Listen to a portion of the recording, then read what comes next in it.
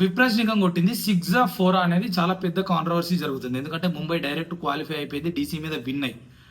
ఒకటి no ball controversy ఉంది శాడ్నర్ది. నేను ఆల్రెడీ ప్రీవియస్ వీడియోలో ఎక్స్ప్లెయిన్ చేసిన, అది నోబాల్ కాదు, విత్ ప్రూఫ్స్ ఎక్స్ప్లెయిన్ చేసిన, విత్ లాస్ కూడా ఏమున్నాయి అవన్నీ డిస్ప్లే చేస్తూ చెప్పిన.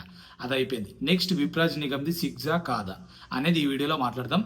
అండ్ ఈ వీడియో తర్వాత నెక్స్ట్ వీడియోలో అభిషేక్ పొరల్ గురించి కూడా అవుటా కాదా అనేది క్లియర్గా విత్ ప్రూఫ్స్ పెడతా. సో ఈ వీడియోలో విప్రాజ్ నిగం కొట్టింది 6 కాదా అనేది నేను ఎప్పుడు కంక్లూడ్ చేసిన, ఎక్స్లో ఒక వీడియో ఉంది ట్విట్టర్లో, రైట్? ఆ వీడియో లింక్ నేను కామెంట్ సెక్షన్లో పెడతా, అండ్ డిస్ప్లే మీద కూడా ప్లేస్ చేస్తా. కుదిరితే మీరు దాన్ని కాపీ చేసుకొని ఒకసారి క్లిక్ చేస్తే మీరు రీడైరెక్ట్ అవుతారు ఎక్స్లో. ఆ వీడియో చూడండి, చాలా స్లో మోషన్లో ఉంటుంది. ఆ వీడియో చూసినప్పుడు మీకు అర్థమవుతుంది. లైక్ ఇప్పుడు ఇది బౌండరీ అనుకుందాం, ఓకే? ఇది ఇన్సైడ్, ఇది అవుట్ సైడ్ అనుకుంటే, ఫస్ట్ ఆ స్లో మోషన్లో బాల్ ఇట్లా వెళ్తా బాల్ ఫస్ట్ ఇక్కడ పడి బౌండరీ అవతలకి వెళ్తుంది ఇటు.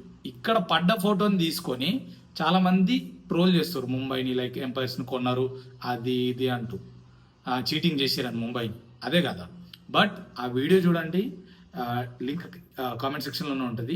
ఆ బాల్ ఇక్కడ క్లియర్గా పడి ఇటు సైడ్ వెళ్ళింది. స్లో మోషన్లో మీకు చూస్తే అర్థమైపోతుంది. మ్యాచ్ లైవ్ చూసిన వాళ్ళు, రీప్లే చూసిన వాళ్ళకి క్లియర్గా తెలిసే ఉంటుంది ఆ బాల్ 6-4 అనేది. సో ఫైనల్గా ఆ వీడియో చూసిన తర్వాత నేను కంక్లూడ్ చేసేది ఏంటంటే, విత్ వీడియో ఎవిడెన్స్ అది క్లియర్ 4, 6 కాదు. ఓకే, 6 వెళ్ళింది 4 ఇచ్చారేంటి అనే కాంట్రవర్సీ అవసరమే లేదు.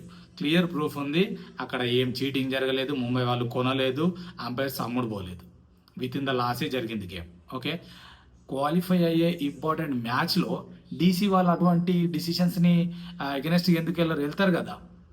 6-4 ఇస్తే వాళ్ళు ఎందుకు కూరుకుంటారు? వాళ్ళకి చాలా ఇంపార్టెంట్ మ్యాచ్, అంత ఈజీ వదిలేరు కదా. సో అదొక్కటి థింక్ చేయండి. అండ్ ఈ వాదన చేస్తున్న ప్రతి ఒక్కరికి వీడియో షేర్ చేసి ఈ వీడియో ప్రూఫ్ చూపించండి, సో దట్ వాళ్ళకి అర్థమవుతుంది. ఊరికేనే వాదిస్తున్నారా, వీడియోస్ చూసి వాదిస్తున్నారా, అసలు రియాలిటీ ఏందనేది అట్లీస్ట్ తెలుస్తుంది ఇప్పుడన్నా. వీడియో అయితే షేర్ చేయండి ప్రతి ఒక్కరికి.